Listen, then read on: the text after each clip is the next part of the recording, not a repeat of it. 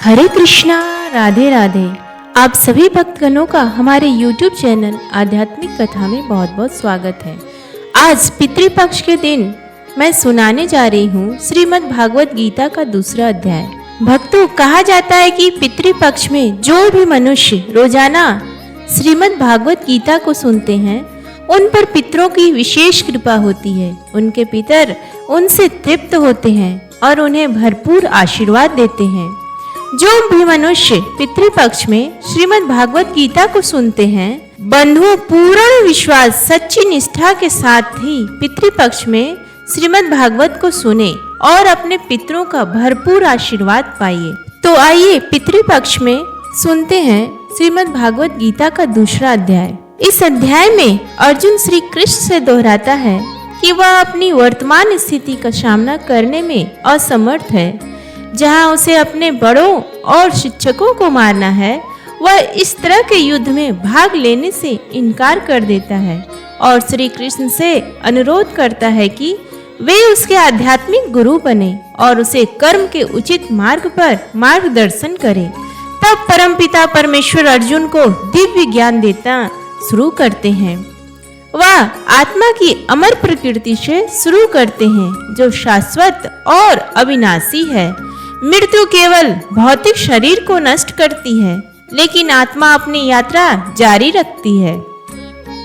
जिस तरह एक व्यक्ति अपने पुराने कपड़े त्याग देता है और नए कपड़े पहनता है, उसी तरह आत्मा एक जन्म से दूसरे जन्म में शरीर बदलती रहती है। भगवान अर्जुन को याद दिलाते हैं कि एक योद्धा के रूप में उनका सामाजिक दायित्व धर्म की रक्षा के लिए लड़ना है। वे समझाते हैं कि अपने सामाजिक कर्तव्य का पालन करना एक पुण्य कार्य है जो उसे स्वर्ग तक ले जाता है, जबकि लापरवाही केवल बदनामी और अपमान की ओर ले जाती है। पहले तो श्री कृष्ण सांसारिक स्तर पर अर्जुन को प्रेरित करने का प्रयास करते हैं, फिर वे और गहराई में जाकर अर्जुन को कर्म का विज्ञान समझाना शुरू करते हैं। वे अर्जुन से कहते हैं कि वह अपने कर्मों को उनके फलों की आसक्ति के बिना करे।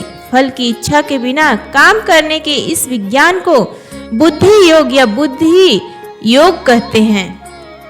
वे आगे सलाह देते हैं कि कर्म से मिलने वाले फल की इच्छा को नियंत्रित करने के लिए बुद्धि का उपयोग किया जाना चाहिए। इस तरह के इरादे से काम करने से बंधन बनाने वाले कर्म बंधन तोड़ने वाले कर्मों में बदल जाते हैं और दुखों से परे की स्थिति प्राप्त की जा सकती है। अर्जुन उन लोगों के बारे में अधिक जानने के लिए उत्सुक है जो दिव्य चेतना में है। इसलिए श्री कृष्ण बताते हैं कि कैसे पारलौकिकता प्राप्त व्यक्ति आसक्ति, भय और क्रोध से मुक्त होते हैं। वे हर परिस्थिति में अविचल और संतुलित रहते हैं। अपनी इंद्रियों को वश में करके वे अपने मन को हमेशा भगवान में लीन रखते हैं।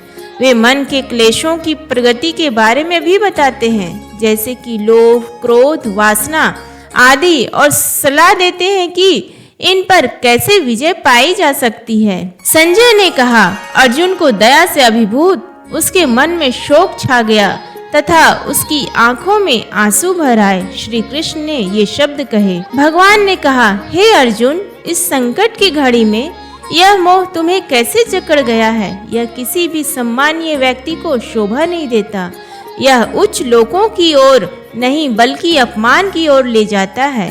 हे पार्थ, इस अपरुषत्व के आगे झुकना तुम्हें शोभा नहीं देता है। हे शत्रुओं को पराजित करने वाले, हृदय की ऐसी क्षुद्र दुर्बलता को त्याग कर उठो। हे अर्जुन, अर्जुन ने कहा, हे मधुसूदन, मैं युद्ध में भीष्म और द्रोणाचार्य जैसे पुरुषों पर बाण कैसे चला सकता हूँ जो मेरे पूजनीय हैं। इस महानुभावों को जो मेरे गुरु हैं मारकर जीवन का आनंद लेने की अपेक्षा इस संसार में भीख मांगकर जीना बेहतर होगा। यदि हम उन्हें मार देंगे तो हमारे द्वारा भोगी गई संपत्ति और सुख सुविधाएं रक्त से सने होंगे। हम यह भी नहीं जानते कि इस युद्ध का कौन सा परिणाम हमारे लिए बेहतर है, उन पर विजय पाना या उनसे पराजित होना। उन्हें मार डालने के बाद भी हम जीना नहीं चाहेंगे। फिर भी वे धृतराष्ट्र के पुत्रों का पक्ष लेकर युद्ध भूमि में हमारे सामने खड़े हैं। मैं अपने कर्तव्य के प्रति असमंजस में हूँ तथा चिंता और कायरता से घिरा हुआ हूँ। मैं आपका शिष्य हूँ तथा आपके प्रति समर्पित हूँ। कृपया मुझे निश्चित रूप से बताएं कि मेरे लिए क्या सर्वोत्तम है। मैं अपनी इंद्रियों को सुखा देने वाले इस दुख को दूर करने का कोई उपाय नहीं खोज पा रहा हूँ। चाहे मैं पृथ्वी पर एक समृद्ध और अद्वितीय राज्य जीत लूँ या देवताओं के समान प्रभुता प्राप्त कर लूँ, तो भी मैं इस दुख को दूर करने में असमर्थ हूँ। संजय ने कहा, शत्रुओं को दंड देने वाले गुडाकेश ने ऐसा कहकर ऋषिकेश से कहा, गोविंद, मैं युद्ध नहीं करूंगा, और चुप हो गए। हे धृतराष्ट्र, तत्पश्चात दोनों सेनाओं के मध्य में श्री कृष्ण ने शोकग्रस्त अर्जुन से हंसते हुए ये वचन कहे। भगवान ने कहा, तुम ज्ञान की बातें करते हुए भी उस बात के लिए शोक करते हो जो शोक करने योग्य नहीं है। बुद्धिमान व्यक्ति ना तो जीवितों के लिए शोक करता है और ना ही मृतकों के लिए। ऐसा कोई समय नहीं था जब मैं ना था, ना तुम थे, ना ये सभी राजा थे, और ना ही भविष्य में हम में से किसी का अस्तित्व समाप्त होगा। जैसे शरीरधारी आत्मा बचपन से युवावस्था और फिर वृद्धावस्था में निरंतर जाती रहती है, वैसे ही मृत्यु के समय आत्मा दूसरे शरीर में चली जाती है। बुद्धिमान लोग इससे भ्रमित नहीं होते। हे कुंती पुत्र, इंद्रियों और इंद्रिय विषयों के बीच संपर्क से सुख और दुख की क्षणिक अनुभूतियां उत्पन्न होती है। ये अस्थायी है और सर्दी और गर्मी के मौसम की तरह आते जाते रहते हैं। हे भारतवंशी, इन्हें बिना विचलित हुए सहन करना सीखना चाहिए। हे अर्जुन, जो पुरुष सुख दुख से प्रभावित नहीं होता तथा दोनों में स्थिर रहता है, वह मोक्ष का अधिकारी होता है। क्षणभंगुर की कोई स्थिरता नहीं है और शाश्वत की कोई समाप्ति नहीं है। सत्य के दृष्टाओं ने दोनों की प्रकृति का अध्ययन करने के बाद यह बात देखी और निष्कर्ष निकला है, जो संपूर्ण शरीर में व्याप्त है उसे अविनाशी जानो। अविनाशी आत्मा का नाश कोई नहीं कर सकता। केवल भौतिक शरीर ही नाशवान है। उसके भीतर स्थित आत्मा अविनाशी, अपरिमेय और शाश्वत है। इसलिए हे भारतवंशी, युद्ध करो। उनमें से कोई भी ज्ञान में नहीं है। एक जो सोचता है कि आत्मा मार सकती है और दूसरा जो सोचता है कि आत्मा को मारा जा सकता है, क्योंकि वास्तव में आत्मा ना तो मरती है और ना ही उसे मारा जा सकता है। आत्मा ना तो कभी जन्म लेती है, ना ही कभी मरती है, ना ही एक बार अस्तित्व में आने के बाद कभी समाप्त होती है। आत्मा अजन्मी, शाश्वत, अमर और अजर है। शरीर के नष्ट हो जाने पर भी यह नष्ट नहीं होती। हे पार्थ, जो व्यक्ति आत्मा को अविनाशी, नित्य, अजन्मा और अपरिवर्तनीय जानता है, वह कैसे किसी को मार सकता है या किसी को मरवा सकता है। जैसे मनुष्य पुराने वस्त्र त्याग कर नए वस्त्र धारण करता है, वैसे ही मृत्यु के समय आत्मा अपने पुराने शरीर को त्याग कर नए शरीर में प्रवेश करती है। आत्मा को ना तो शस्त्र काट सकते हैं, ना अग्नि जला सकती है। आत्मा को ना जल भिगो सकता है, ना वायु सुखा सकती है।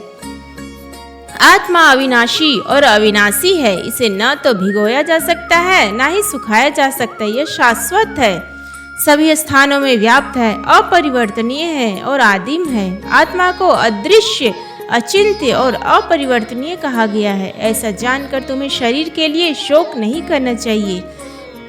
हे महाबाहु अर्जुन, यदि तुम ऐसा सोचते हो कि आत्मा निरंतर जन्म मरण में रहती है, तो भी तुम्हें इस प्रकार का शोक नहीं करना चाहिए। जो जन्म ले चुका है उसकी मृत्यु निश्चित है, और जो मर गया है उसका पुनर्जन्म अवश्यंभावी है। इसलिए जो अवश्यंभावी है उस पर शोक नहीं करना चाहिए। हे भारतवंशी, सभी प्राणी जन्म से पहले अव्यक्त है, जीवन में प्रकट है और मृत्यु पर पुनः अव्यक्त है, तो फिर शोक क्यों करें?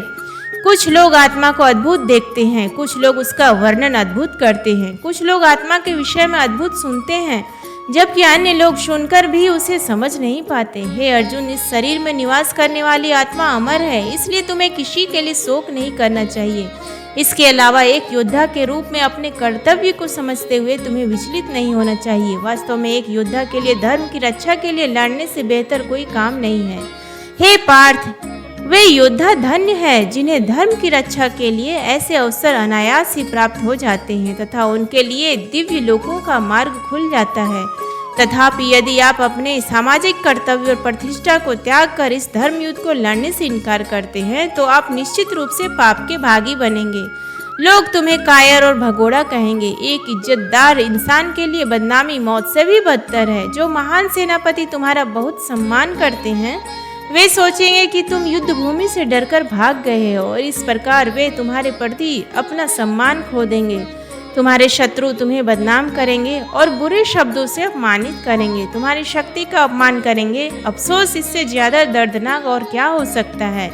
यदि तुम युद्ध करोगे या तो युद्ध भूमि में मारे जाओगे और स्वर्गलोक जाओगे या फिर विजय प्राप्त कर पृथ्वी पर राज्य भोगोगे। इसलिए हे कुंती पुत्र, दृढ़ निश्चय के साथ उठो और युद्ध के लिए तैयार हो जाओ। सुख दुख, हानि लाभ, जय पराजय को समान मानकर कर्तव्य के लिए युद्ध करो। इस प्रकार अपना कर्तव्य निभाते हुए तुम्हें कभी पाप नहीं लगेगा। अब तक मैंने तुम्हें सांख्य योग या आत्मा के स्वरूप के बारे में विश्लेषणात्मक ज्ञान बताया है। अब एक पार्थ मैं बुद्धि और योग या बुद्धि योग बताता हूँ। जब तुम ऐसी समझ के साथ काम करोगे तो तुम कर्म के बंधन से मुक्त हो जाओगे। इस चेतना की स्थिति में काम करने से कोई हानि या प्रतिकूल परिणाम नहीं होता तथा थोड़ा सा प्रयास भी व्यक्ति को बड़े खतरे से बचा लेता है। हे कौरवों, इस मार्ग पर चलने वाले लोगों की बुद्धि दृढ़ होती है और उनका लक्ष्य एकाग्र होता है, किंतु जो लोग अनिश्चय में रहते हैं उनकी बुद्धि अनेक शाखाओं वाली होती है। सीमित समझ वाले लोग वेदों के अलंकृत शब्दों की ओर आकर्षित होते हैं। जो स्वर्ग में जाने के लिए दिखावटी अनुष्ठानों की वकालत करते हैं और मान लेते हैं कि उनमें कोई उच्च सिद्धांत वर्णित नहीं है, वे वेदों के केवल उन्हीं भागों का महिमा मंडन करते हैं जो उनकी इंद्रियों को प्रसन्न करते हैं और उच्च जन्म, ऐश्वर्य, कामुक भोग और स्वर्ग में जाने के लिए आडंबर पूर्ण अनुष्ठान करते हैं। सांसारिक सुखों में अपने मन की गहरी आसक्ति तथा ऐसी चीजों से भ्रमित बुद्धि के कारण वे ईश्वर के मार्ग पर सफलता के लिए दृढ़ निश्चय कर रखने में असमर्थ होते हैं। हे अर्जुन, वेदों में प्रकृति के 3 गुणों का वर्णन है। तीनों गुणों से ऊपर उठकर शुद्ध आध्यात्मिक चेतना की स्थिति में पहुंचो। द्वैत से मुक्त होकर सत्य में स्थिर होकर भौतिक लाभ और सुरक्षा की चिंता किए बिना स्वयं में स्थिर हो जाओ। जो प्रयोजन एक छोटे से कुएं से पूरा होता है वही प्रयोजन एक बड़े सरोवर से भी पूरा होता है। इस प्रकार जो परम सत्य को जान लेता है वह सभी वेदों का प्रयोजन भी पूरा कर लेता है। तुम्हें अपने निर्धारित कर्तव्यों का पालन करने का अधिकार है, लेकिन तुम अपने कर्मों के फल के हकदार नहीं हो। अपने आप को कभी भी अपने कर्मों के परिणामों का कारण मत समझे, ना ही आकर्मण्यता में आसक्त रहो। हे अर्जुन, तू सिद्धि और सिद्धि की आसक्ति को त्याग कर अपने कर्तव्य पालन में दृढ़ रह। ऐसी समता के योग कहते हैं। हे अर्जुन, तुम दिव्य ज्ञान और अंतर्दृष्टि की शरण में जाओ और फल की इच्छा करने वालों को त्याग दो, क्योंकि वे दिव्य ज्ञान में स्थित बुद्धि से किए गए कर्मों से ही हीन है। जो लोग अपने कर्मों का फल भोगना चाहते हैं वे कृपण हैं। जो व्यक्ति विवेक पूर्वक आसक्ति रहित होकर कर्म के विज्ञान का अभ्यास करता है वह इसी जीवन में अच्छे और बुरे दोनों प्रकार के कर्मों से छुटकारा पा सकता है। इसलिए योग के लिए प्रयास करो, जो कुशलता से उचित काम करने की कला है। समबुद्धि वाले बुद्धिमान लोग कर्मों के फलों की आसक्ति को त्याग देते हैं जो उन्हें जीवन मरण के चक्र में बांधते हैं। ऐसी चेतना में कार्य करते हुए वे सभी दुखों से परे की स्थिति को प्राप्त करते हैं। जब तुम्हारी बुद्धि मोह रूपी दलदल को पार कर जाएगी तब तुम जो सुना है और जो सुनने की बाकी है उसके प्रति उदासीनता प्राप्त कर लोगे। जब तुम्हारी बुद्धि वेदों के सकाम भागों से मोहित होना बंद कर देगी और दिव्य चेतना में स्थिर रहेगी तब तुम पूर्ण योग की अवस्था को प्राप्त करोगे। हे अर्जुन ने कहा, हे केशव, जो व्यक्ति दिव्य चेतना में स्थित है उसका स्वभाव कैसा होता है? एक आत्मज्ञानी व्यक्ति कैसे बात करता है, वह कैसे बैठता है, वह कैसे चलता है? भगवान ने कहा, हे पार्थ, जब कोई व्यक्ति मन को पीड़ा देने वाली इंद्रियों की समस्त स्वार्थपूर्ण इच्छाओं तथा तृष्णाओं को त्याग देता है तथा आत्म साक्षात्कार से संतुष्ट हो जाता है तो ऐसा व्यक्ति दिव्य स्थिति में स्थित कहा जाता है। जिसका मन दुख में भी अविचल रहता है, जो सुख की लालसा नहीं करता तथा जो आसक्ति, भय और क्रोध से मुक्त रहता है उसे स्थिर बुद्धि वाला ऋषि कहा जाता है। जो सभी परिस्थितियों में अनासक्त रहता है तथा ना तो सौभाग्य से प्रसन्न होता है, ना ही क्लेश से निराश होता है, वह पूर्ण ज्ञान वाला मुनि है।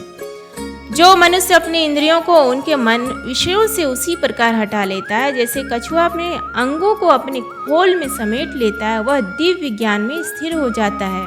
साधक अपने इंद्रियों को भोगों से रोक लेते हैं, किंतु इंद्रिय विषयों के प्रति उनकी रुचि बनी रहती है। तथापि जो लोग पर ब्रह्म को प्राप्त कर लेते हैं, उनकी यह रुचि भी समाप्त हो जाती है। हे पार्थ, ज्ञानी आत्मा की स्थिति ऐसी होती है कि उसे प्राप्त करके मनुष्य कभी भी मोह में नहीं पड़ता। मृत्यु के समय भी इस चेतना में स्थित होकर मनुष्य जीवन मरण के चक्र से मुक्त हो जाता है और भगवान के परम धाम को प्राप्त करता है। उम्मीद करती हूँ आपको आज का ये वीडियो पसंद आया, तो प्लीज़ वीडियो को लाइक करें, शेयर करें और कमेंट बॉक्स में जय श्री कृष्ण लिखना ना भूलें। धन्यवाद।